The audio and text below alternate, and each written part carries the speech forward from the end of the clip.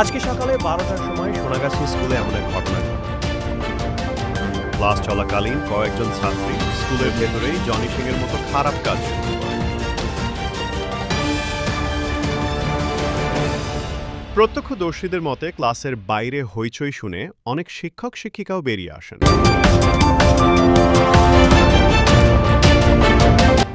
ঘটনায় ছাত্রীরা একে অপরকে জনি সিং এর চরিত্র ও 12 ভাতারির মতন চরিত্র করতে থাকে।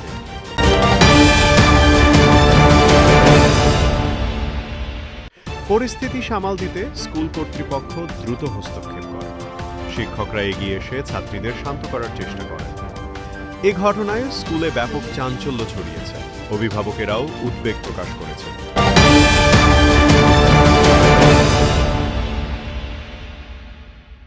স্কুল কর্তৃপক্ষ জানিয়েছে তারা পুরো বিষয়টি খতিয়ে দেখছে এবং প্রয়োজনীয় ব্যবস্থা নেবে।